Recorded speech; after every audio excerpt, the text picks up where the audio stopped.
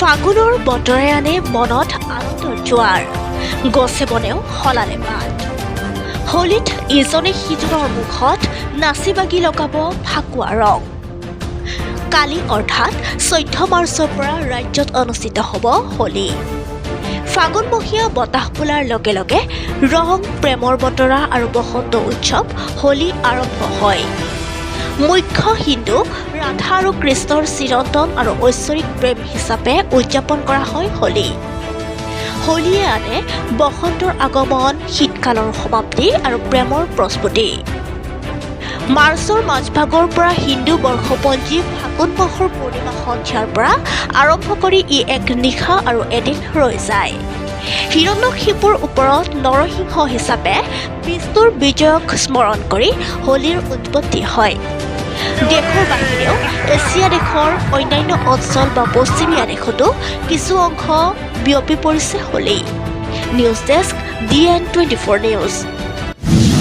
হোলী উৎসৱ কিয় কৰা হয় হোলীটো আৰু বছৰত তিথি আৰু কৃষ্ণ ৰাধা কৃষ্ণৰ কাৰণে মানা হয় সেইটোৰ কাৰণে কৰা হয় ইমান বিষয় নাজানো কিয় মানে তাৰ নামত কৰোঁ আৰু বস্তুটো বছৰে কৰি আহিছোঁ যেতিয়া এতিয়া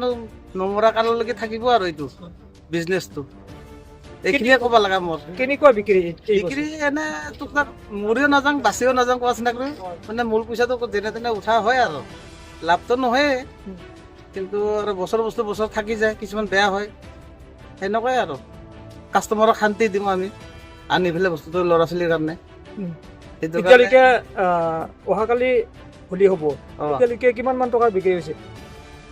মোটামুটি হৈছে আৰু নোহোৱা বুলি নকওঁ মানে দুই এজন যিকেইটা আহিছে লৈয়ে আছে 2-3 হাজাৰ টকামান বৰ্তমানলৈকে হৈছে আশা কৰোঁ যে মই